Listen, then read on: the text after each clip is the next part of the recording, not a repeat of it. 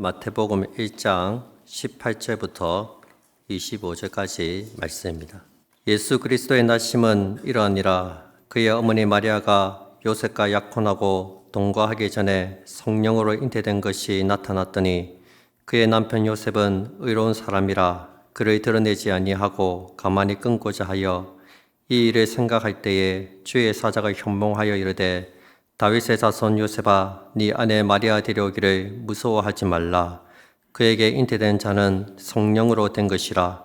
아들을 낳으리니 이름을 예수라 하라. 이는 그가 자기 백성을 그들의 죄에서 구원할 자이심이니라 하니라.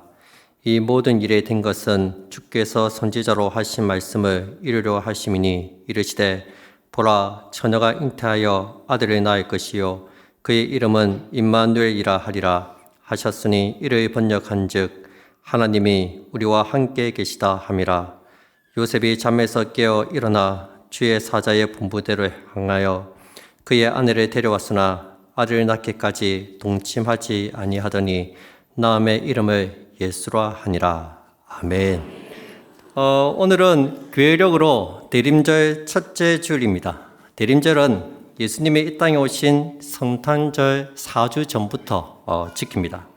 이 땅에 오신 예수님을 기억하고 기념하는 주간입니다. 오늘은 예수님의 아버지 요셉을 중심으로 예수님의 탄생에 대해서 한번 살펴보고자 합니다. 예수님의 탄생 기사는 마태복음과 누가복음 단 두 곳에만 기록이 되어 있습니다. 그런데 차이가 있습니다. 누가복음에서는 예수님의 탄생 이야기를 마리아의 시선으로 보여준다면 마태복음에서는 요셉의 시선으로 예수님의 탄생 이야기를 들려줍니다. 즉 누가는 메시아를 낳을 것이라는 사실을 알고 흥분한 마리아의 모습을 보여주고 있다면 마태는 자신의 약혼녀가 임신한 사실을 알고 차분하게 대응하는 요셉의 모습을 보여주고 있습니다. 특별히 마태복음에는 예수님의 탄생 기사가 족보 다음에 나오고 있습니다. 족보를 보시면 아버지를 중심으로 기록이 되어 있습니다. 아브라함이 이삭을 낳고 이삭이 야곱을 낳고 그런데 예수님은 요셉이 낳았다고 기록되지 않습니다. 16절에 보시면 마리아에게서 그리스도라 칭하는 예수가 나시니라. 어머니 마리아가 예수님을 낳았다고 기록하고 있습니다. 이것은 예수님의 탄생이 아버지 요셉과는 상관이 없다는 것을 암시적으로 보여주는 것입니다. 요셉과 마리아의 관계를 통해서 태어난 것이 아니라는 것입니다.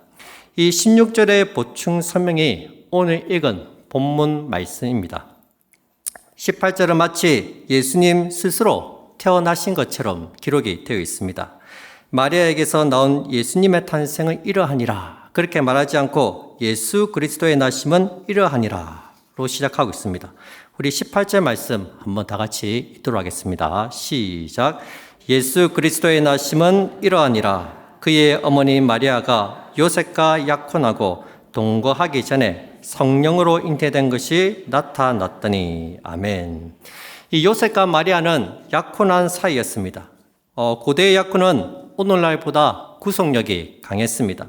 약혼을 하면 배우자가 죽거나 파혼을 할 때만 그 약혼이 깨어질 수 있었습니다. 그만큼 구속력이 강했습니다. 말이 약혼이지 결혼한 것이나 다름이 없었습니다. 그래서 19절에 보면 요셉을 마리아의 남편으로 부르고 24절에서는 마리아를 그의 아내로 부르고 있습니다. 당시에는 약혼을 하고 각각 부모의 집에서 1년 정도 살다가 결혼을 했습니다. 바로 결혼을 해서 임신을 하게 되면 이 애가 내 아이인지 아닌지 이게 확인이 안 돼요. 그래서 1년 정도 지켜봅니다. 지켜보고 배가 불러오지 않으면 이 여자가 처녀가 맞구나 그렇게 확신을 하고 결혼식을 올리는 겁니다. 이 1년이라는 기간 동안에 순결히 잘 지켜야 합니다. 만약 임신을 하게 되면 그 결혼은 취소가 되었습니다.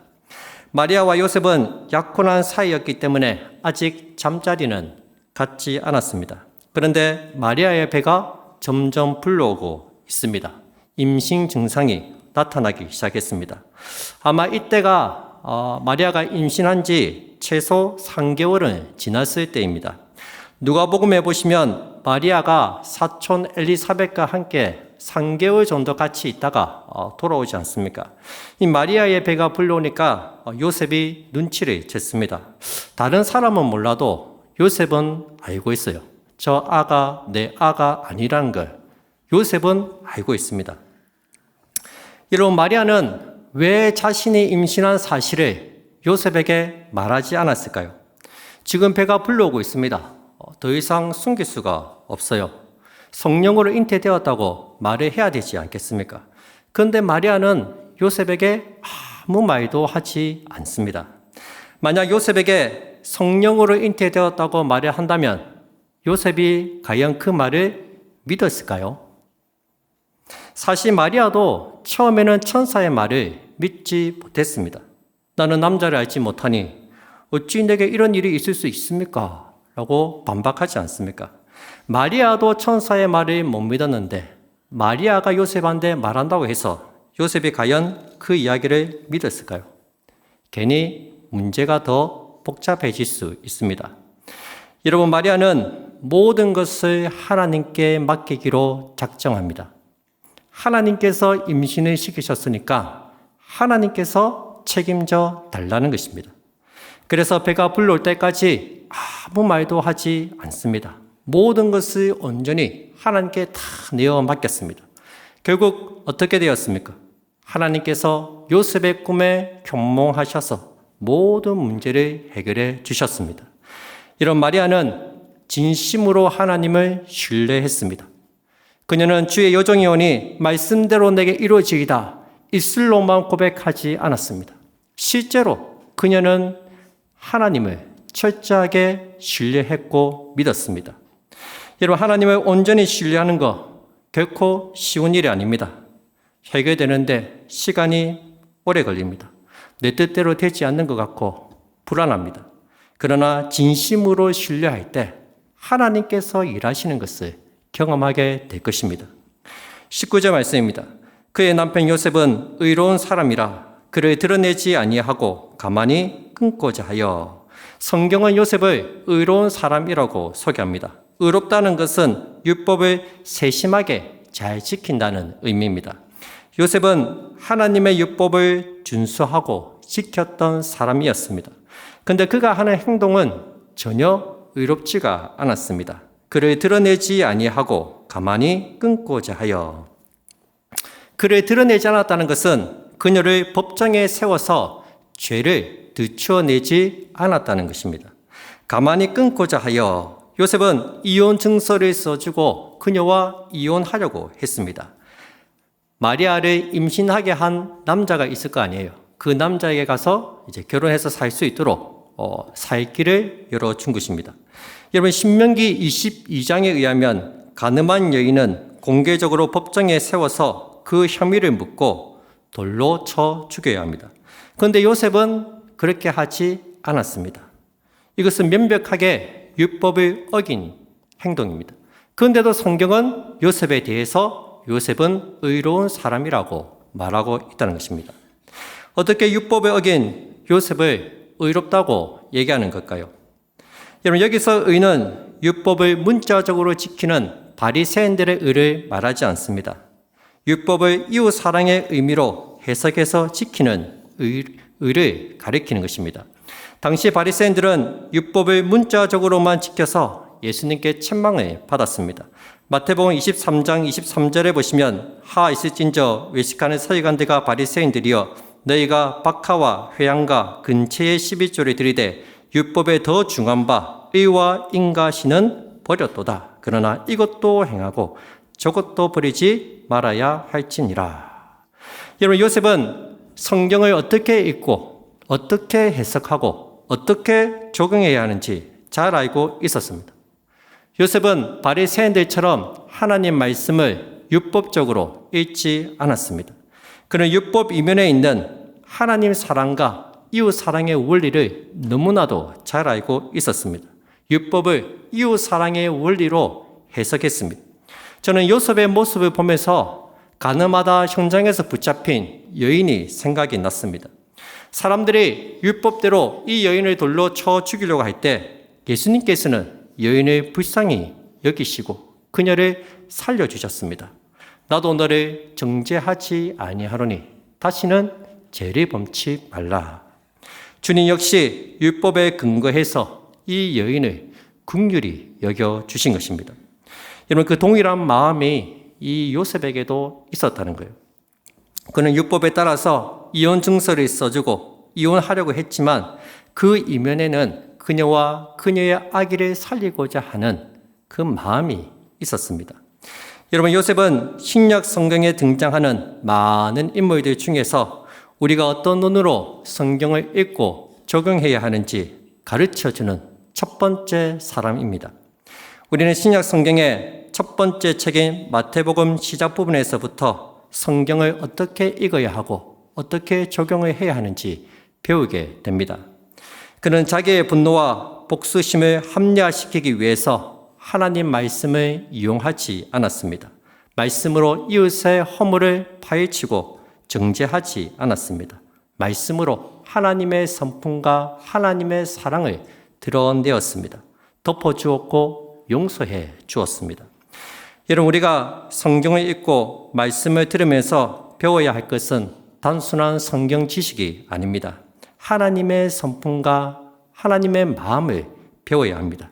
하나님의 시각으로 성경을 읽고 하나님의 시각으로 성도들을 바라볼 수 있어야 됩니다. 그들에게 하나님의 사랑이 전해질 수 있도록 그들에게 더 많은 사랑으로 섬겨 나갈 수 있어야 됩니다.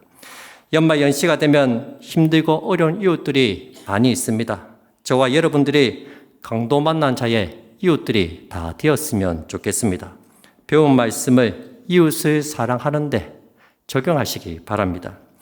20절, 21절 말씀입니다. 이 일을 생각할 때에 주의 사자가 현몽하여 이르되 다윗의 자손 요셉아, 네 아내 마리아 데려오기를 무서워하지 말라.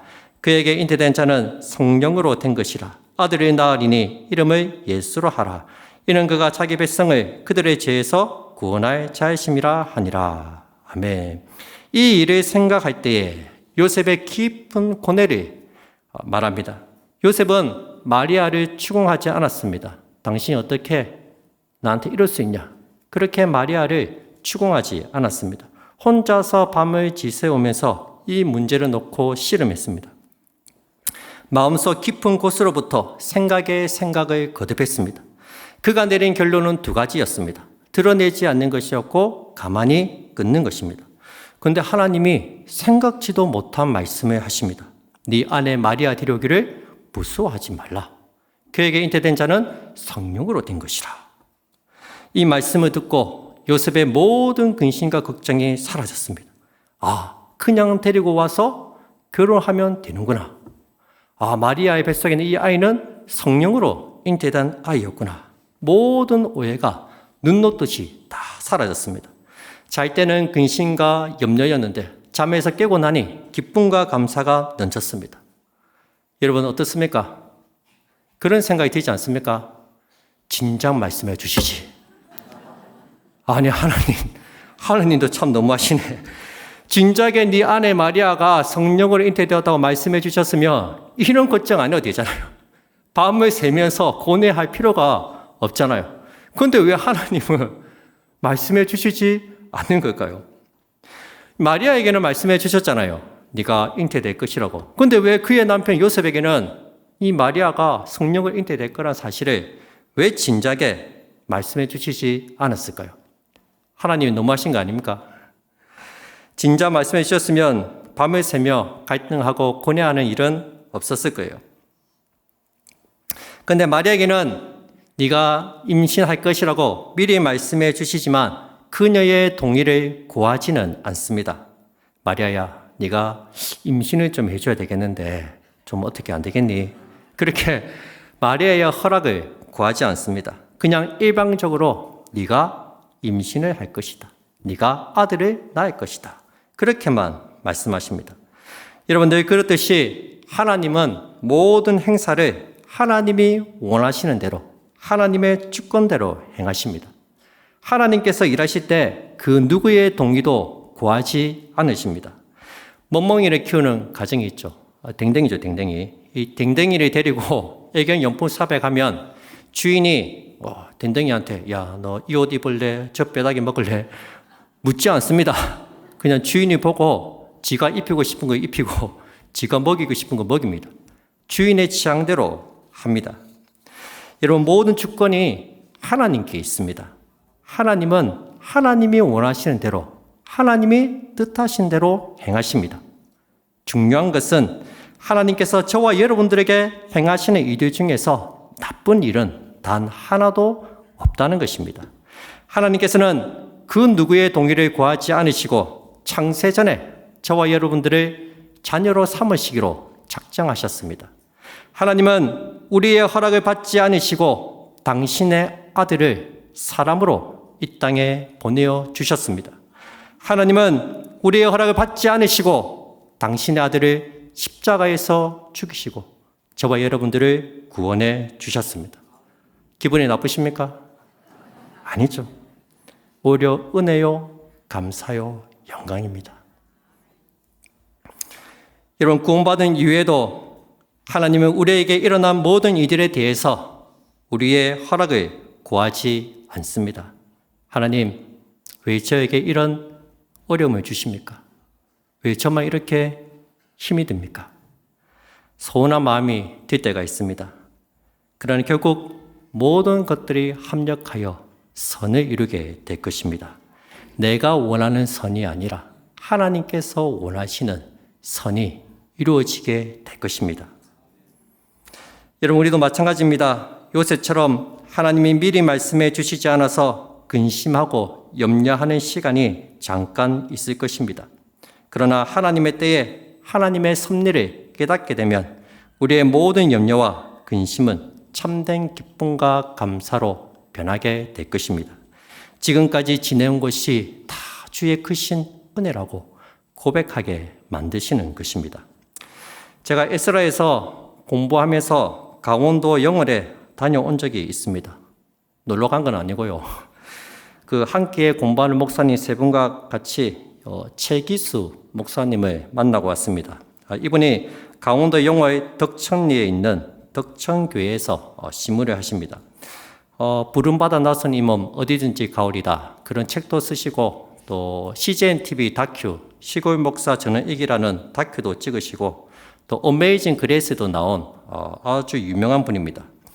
우리 여기 지방 사람들은 잘 모르는데 여기 수도권에서는 보니까 아주 유명하더라고요. 이분이 사역하시는 교회가 얼마나 상관오지냐면 마을 사람들이 6.25 전쟁이 일어난 걸 몰랐대요. 그 정도로 아주 구석에 있는 마을입니다. 눈이 오면은 길이 끊기고 아직도 그 동네에 사는 사람들은 산이나 나무 같은 것들을 자기 신으로 알고 섬긴다고 합니다. 무당이 마을 사람들을 영적으로 지배하는 것입니다. 그 정도로 외부와 단절이 되어 있고 무속신앙이 강한 곳입니다. 교회 성도가 6명인데 다 나이 드신 할머니예요. 그 중에 최옥녀 할머니가 목사님을 굉장히 힘들게 했다고 합니다. 설교 중에 말대꾸하고 아이고 목사님이 거짓말도 잘한다 하고 심심하면은 다음 주부터 교회 안 나올 거예요 하고 협박하고 본인만 안 나오면 되는데 옆에 있는 할머니들까지 막 두수심해서 막 그러니까 목사님이 진짜 힘들었대요. 이 할머니 때문에 진짜 교회 안 나왔으면 좋겠는데 말을 못 하고 너무 이게 힘들다. 그러다 어느 날 한 번은 이제 주일날 모시러 가는데 약속 장소에 안 나와 있는 거예요. 이상하다 싶어서 이제 집에 찾아가 보니까 온 바닥과 이불이 오줌물로 흥건한 거예요. 할머니가 움직이지를 못하고 이렇게 오줌을 줄줄 싸고 있는 거예요. 신우신염에 걸려서 제때 치료를 받지 못해서 그런 거예요. 그 목사님이 이 할머니를 뒤쳐엎고 바로 병원에 뛰어가서 치료받게 하고 사모님하고 같이 와서 빨래며 이불이며 전부 다 세탁을 해줬다고 합니다. 그렇게 이제 다 하니까 이 할머니가 마음이 열렸습니다. 그래서 그때부터 교회 출석을 잘했다고 해요. 그래서 교회도 잘 나오고 또 목사님과 함께 성경 공부도 하고 한글도 배우고 학수도 받고 세례도 받고 이분이 목사님이 세례를 준 첫 번째 세례자라고 합니다. 그리고 이 할머니가 완전히 사람이 바뀌었어요. 그래서 이제 이 할머니가 세례를 받을 때 눈물을 흘리면서 그런 말을 했다고 합니다. 목사님, 이제 내가 사람이 된 것 같아요. 80평생 살면서 사람 대접 못 받고 살았는데 어린 나이에 시집 와서 남편의 폭력에 시달리고 자녀들은 외면하고 버림받고 아무도 찾아주는 이도 없고 병들고 늙고 병들어서 쓸모없는 존재인 줄 알았는데 교회 나오니까 이렇게 하나님이 나를 사랑하시고 내가 이렇게 소중한 존재라는 걸 제가 깨달았어요. 이제 내가 사람 대접을 받는 것 같아요. 그렇게 이야기를 하는 거예요. 참 그 얘기를 듣고 가슴이 뭉클했습니다. 그렇게 신앙생활을 열심히 하시다가 요양원에 들어가게 되었습니다. 치매에 걸리셔가지고 도무지 이렇게 일상생활이 불가능해서 요양원에 들어가셨어요. 근데 그때가 이 코로나 시기라서 면회가 잘 되지 않았다고 합니다. 그러던 어느 날 방송국에서 다큐를 찍는다고 이 사람들이 내려왔는데 그날 이 병원에서 이제는 면회가 되니까 오시라고 해서 방송국 사람들하고 같이 이렇게 요양원에 면회를 갔다고 합니다. 참 오랜만에 봐서 목사님이 너무나 보고 싶었고 너무나 이렇게 할 말도 많잖아요. 가서 얘기를 하는데 이 할머니가 목사님을 못 알아봐요. 누구세요? 최기수 목사입니다. 목사님 왜 왔어요? 저 전도하러 왔어요. 저는 예수 믿은 적 없어요. 저는 산을 믿었지 예수 믿은 적 없어요. 저는 교회 안 나가요. 목사님 그 말을 듣고 너무 마음이 아프셨답니다. 그렇게 교회 오는 게 좋다고 이제는 사람 대접 받는 것 같아요. 얘기했던 이 할머니가 기억을 못 하시니까 너무 마음이 아파요. 목사님이 손을 잡으려고 하니까 손도 안 잡으려고 이렇게 거부하는 거예요.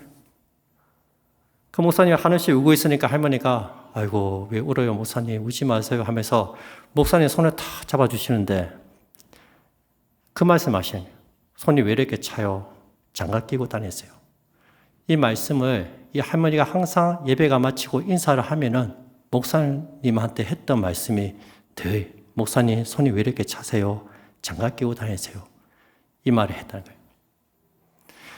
거예요. 이 모습이 이 다큐에 다 찍혔는데 그게 짤로 나와가지고 200만 뷰가 사람들이 시청을 했다고 합니다. 난리가 난 거예요. 그 부분만 보고 여기저기서 목사님한테 수백 통 전화가 온 거예요. 목사님, 그 할머니의 모습이 마치 제 모습을 보는 것 같습니다.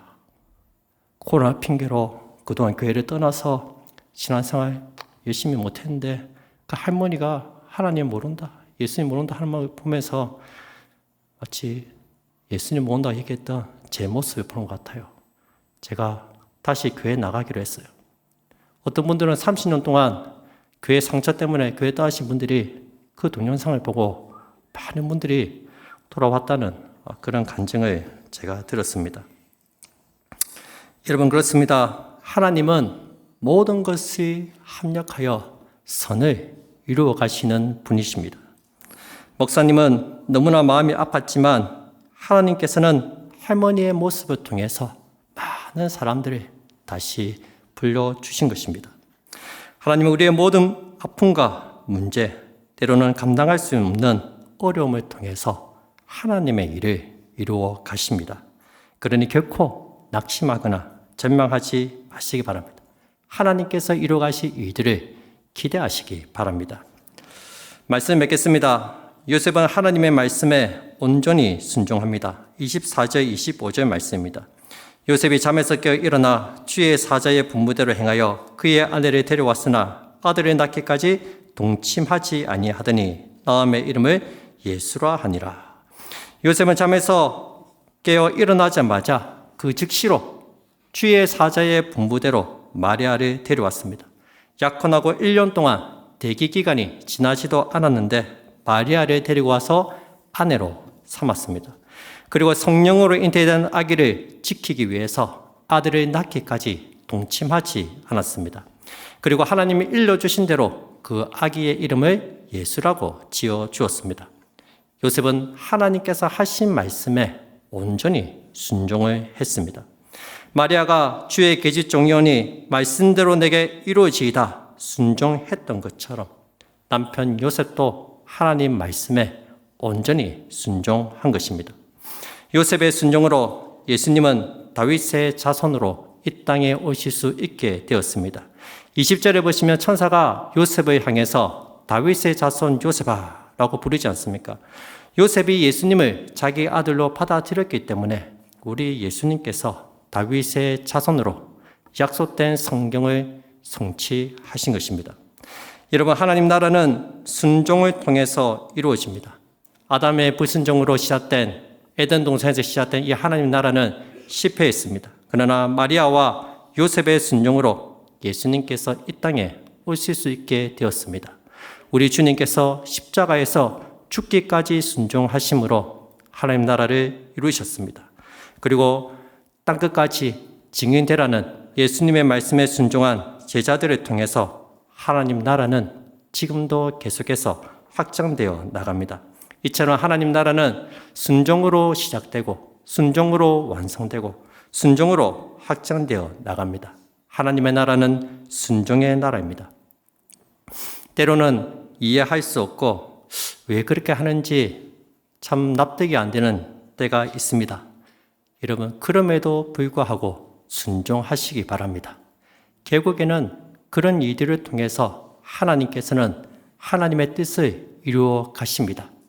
그리고 결국 우리의 입술을 통해서 지금까지 지내온 것이 다 주의 크신 은혜였다고 고백하게 만드시는 것입니다. 오늘 말씀을 마음판에 잘 새기고 하나님 말씀에 순종하며 나아가는 우리 모든 성도님들이 다 되시기를 주님 이름으로 축복드립니다.